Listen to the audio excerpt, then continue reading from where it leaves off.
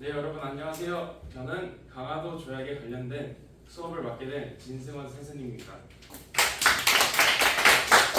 혹시 여러분은 강화도 조약에 대해 들어보셨나요? 네, 다시 더 크게 혹시 들어보셨나요? 네, 맞습니다. 네. 알고 계시는 분이 많군요. 그 마우스패드 딱 그냥 네, 그러면 수업 시작하겠습니다. 자, 먼저 제가 설명할 건 첫 번째, 강화도 조약 체결 전 조선과 일본의 상황. 두 번째, 강화도 조약 체결 배경. 세 번째, 강화도 조약의 내용. 네 번째, 강화도 조약의 의의 및 배경. 다섯 번째, 조율수 후 조규부로 조율부역 규칙. 여섯 번째, 조미수 통상 조약의 배경 및 내용. 마지막으로는 일곱 번째, 조미수 통상 조약의 의의 및 한계를 수업하겠습니다. 자, 먼저 강화도 조약 체결 전 일본의 상황을 한번 살펴보겠습니다. 일본은 메이지 유신, 그러니까 이른바 천황 중심의 새로운 정부를 수립을 해요. 그래서 이 사실을 알리기 위해 외교문서를 열심히 씁니다. 그래서 이걸 조선에 보냈어요. 근데 조선에서는 이게 뭐야 얘네? 전통적인 격식도 안 맞고 형식이나 용어가 별로 마음에 안 드는데? 라고 생각을 해서 이걸 받아들이지 않았습니다. 그래서 일본은 이제 화가 났죠. 감히 조선이 우리 외교문서를 받아들이지 않아? 이거 안 되겠네 하면서 일본에서는 조선을 공격하자라는 정한론이 제기되기 시작하였습니다. 자, 그 반면 조선의 상황 1873년 흥성대원군이 물러나고 고종이 직접 정치에 나서면서 조선의 대정책에 변화가 생기기 시작해요. 자, 먼저 고종은 떠올립니다. 일본과 당면한 외교 문제를 먼저 해결하려고 했고, 그리고 이러한 상황에서 조선의 관료들은 일본의 외교 문서, 아까 일본이 보냈던 그 외교 문서를 받아들여야 한다. 아니다. 이거는 전통적인 격식에 어긋났으니 받아들이면 안 된다. 라는 주장이 나뉘어서 서로 대립하게 됩니다. 자, 조선에서 이제 슬슬 분열이 일어나기 시작하죠. 자, 이때 가장 중요한 사건이 하나 터지죠. 자, 한번 같이 읽어볼까요? 하나, 둘, 셋. 운요 사건. 네, 맞습니다. 강화도 조약 체결 배경에 가장 큰 사건이 하나 있었죠. 그것은 바로 운요 사건입니다. 자, 그럼 운요 사건을 한번 설명해 드리도록 하겠습니다. 자, 일본은 고종의 친정이라는 정세 변화를 이용해서 조선을 개항하고자 했어요. 근데 이때 일본은 떠올려요. 우리가 미국의 무력 시기에 굴복해서 개항하였던 경험이 있지 않냐. 그래서 그 경험을 조선에도 똑같이 적용하려고 했습니다. 자, 그래서 일본은 운요라고 불리던 군함을 강화도에 파견을 해요. 그래서 그 강화도를 지키고 있던 조선 수비대와 포격을 서로 주고받습니다. 근데 또한 일본은 강화도에서 그치지 않고 영종도라는 섬에 상륙을 해서 약탈과 발화를 저지른 뒤 다시 일본으로 도망가요.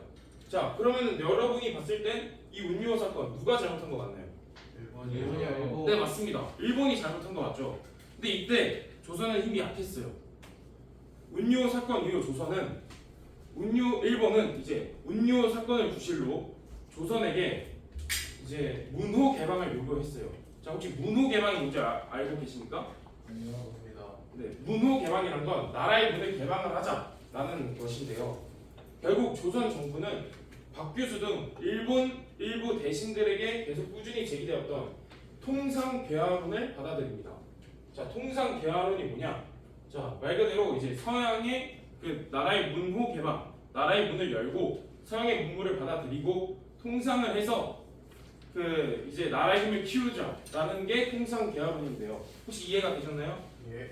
네. 그래서 그때 이제 조선과 친했던 청나라라는 나라가 있었습니다. 청나라는 이제 일본과 이제 그 조선이 이제 곧 싸울 것 같아서 조선에게 이제 말을 해요. 야, 너희 일본과 싸우지 마라. 그냥 피해라. 라는 것을 권유를 하게 되는데요. 결국 조선은 일본과 오랜 협상 끝에 강화도 조약, 즉 조일수 조규를 체결하게 됩니다. 이 연도가 1876년입니다.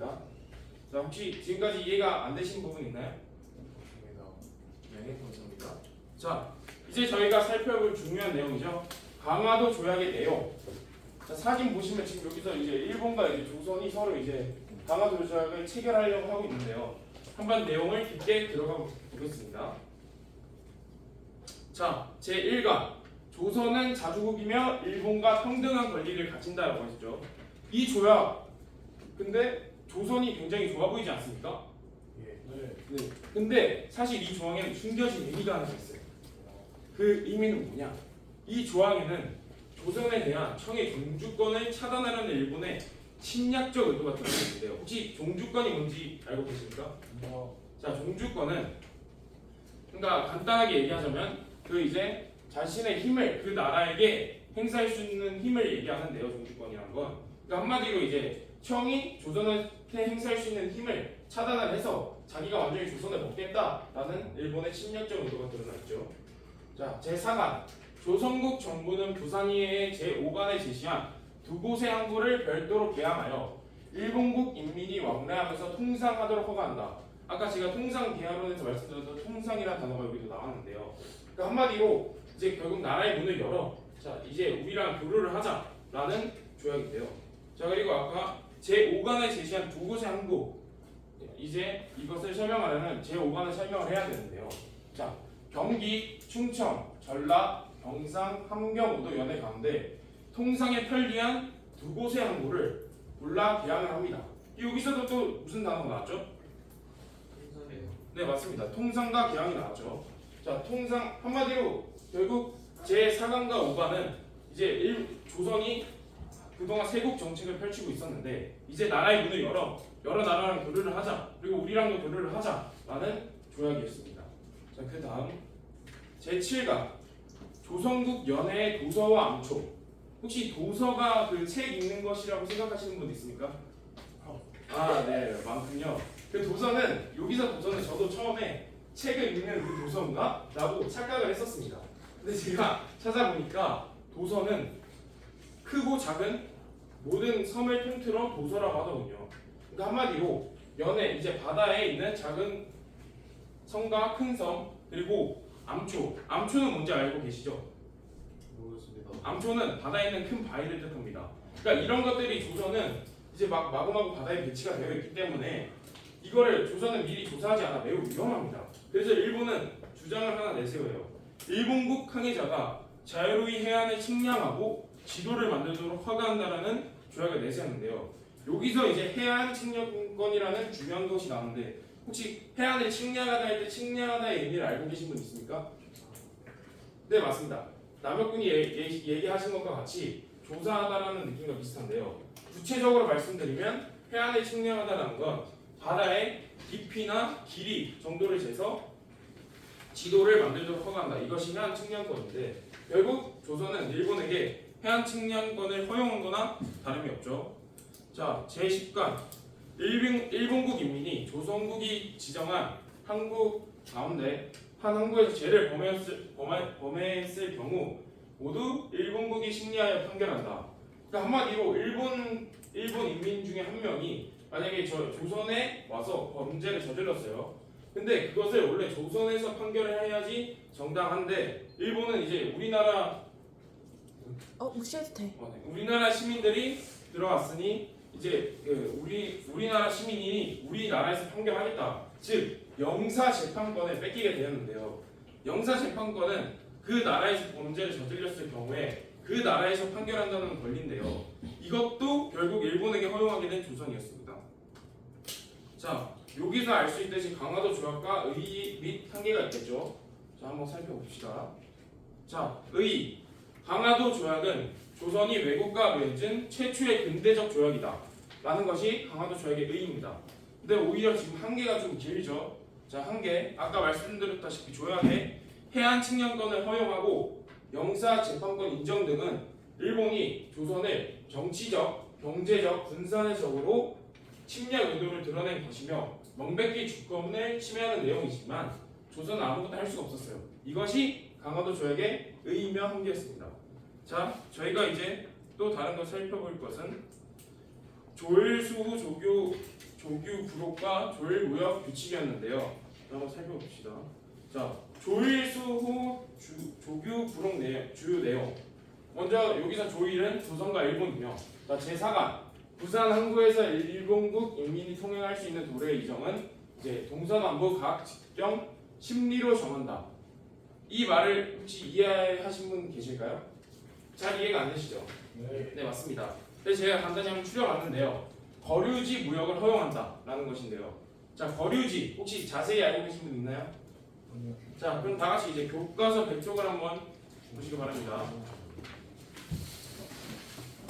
자, 교과서 100쪽 왼쪽 대각선 위를 보시면 거류지가 나와 있습니다. 찾으셨나요? 찾으셨나요? 네. 자, 거류지가 뭐냐? 이제 조약으로 어떤 특정한 나라가 그 어떤 한 지역을 개방을 했어요. 자, 그러면 이제 거기서 그 다른 그 인민들이 이제 거주와 영업을 허용하도록 한다. 그러니까 그 조선에 일본인이 들어와서 거주도 할 수 있고 거기서 뭘 영업도 할 수 있다. 라는 그 무역을 허용하게 한 내용입니다. 자, 이해되셨나요? 네. 제7강 일본국 인민은 본국의 현행 여러 화폐로 조선국 인민이 소유한 물품과 교환할 수 있으며. 자, 이 말은 혹시 이해가 되신 분이 있을까요? 네. 자, 여기 보시면 본국의 여러 화폐로 일본국 인민이 여러 화폐로 조선국 인민이 소유한 물품과 교환할 수 있다. 이 말은 즉 조선에서 조선 화폐를 안 쓰고 일본 화폐를 사용해서 조선 물건을 살 수 있다라는 말입니다. 이해 가셨나요? 네. 자, 저희가 두 번째로 살펴볼 건 조일무역 규칙 내용인데요. 제6칙 조선국 항구에 거주하는 일본 인민은 양국을 수출 수입할 수 있다. 양국은 혹시 아시는 분이 있으실까요? 곡식. 네, 맞습니다. 대원군이 말씀하신 것처럼 곡식을 뜻하는데요. 한분들이 여기서 그냥 이제 조선국 항구에 거주하는 일본 인민은 이제 그 곡식을 수출을 할 수도 있고 수입할 수도 있다라는 내용이고요. 제7칙 일본국 정부에 소속된 모든 선박은 항세를 납부하지 않는다. 이 말은 이제 일본국이 만약에 조선으로 배를 타고 들어와요. 그럼 그 배에 원래 세금이 붙는데 일본 배면은 세금을 붙이지 말아라. 그러니까 그냥 수출 수입하고 그냥 떠나는 거예요. 세금 내지도 않고. 이것이 바로 무관세 조항이라는 겁니다. 이해 가셨나요? 예. 자, 이제 중요한 거 조미수 통상조약의 체결 배경 및 내용인데요. 자, 배경을 먼저 말씀드리자면 조선 책량 유포 이후 미국에 대한 관심이 증대가 되었고 러시아의 남하를 견제하려는 외교적 목적과 통상을 통해 경제적 발전을 이루려는 목적에서 조약을 체결하게 됩니다. 이때 연도가 1882년이에요. 혹시 아까 강화도 조약이 몇 년도에 체결되셨는지 기억하시는 분 있으실까요? 이거 맞추시면 상품을 드리겠습니다. 1876년이요. 네, 맞습니다. 어쩐죠? 어떻게 하셨죠? 일단 수업 끝나고 주도록 할게요. 네. 자, 그리고 조미수 통상 조약의 내용 1번 만약 상대방 국가가 불공평하고 병치당하는 일이 있으면 반드시 서로 도와주며. 자, 여기에 관련된 용어를 제가 한번 정리해봤는데요. 거중조정이라는 단어인데 이 단어는 두 국가 중 한 국가가 제3국과 분쟁이 있을 경우 다른 한 국가가 두 국가 사이에서 분쟁을 조절한다. 한마디로 그냥 말 그대로 이 조약은 이 거중조정이라는 단어의 의미를 갖고 있습니다. 제5간 미국 상인과 생선이 조선에 와서 무역할 때 입출항하는 화물은 모두 세금을 바쳐야 하며 관세율은 10%를 초과하지 않는다. 여기에 관련된 용어는 협정관세로 특정 물품에 대하여 관세율을 협의하여 정한다라는 의미인데요. 그냥 말 그대로 이 조항 또한 협정관세의 단어의 의미랑 유사하다고 보시면 됩니다. 제14관 이후 조선인이 이 조약에 없는 어떠한 이익을 다른 나라 혹은 그 상인에게 베풀 경우 미국 관민도 동일한 혜택을 받도록 한다. 한마디로 이 위에 조미수 통상 조약의 내용은 조선과 미국이 맺은 조약에서 미국 관민도 동일한 혜택을 받는다 하는데 이 조약과 관련된 용어는 최애국 대우로 다른 국가에게 주어진 가장 유리한 대우를 조약 상대국에도 적용한다는 의미였습니다. 이해되셨나요? 네. 마지막 내용입니다. 조미수 통상 조약의 의미 판계. 자, 좀 빠르게 얘기하도록 하겠습니다. 자, 최초로 서양과 맺은 근대적 조약이다. 판계. 최애국 대우가 포함된 불평등 조약이다라는 내용이었습니다. 네. 이해 되셨나요 혹시? 네. 네. 지금까지 그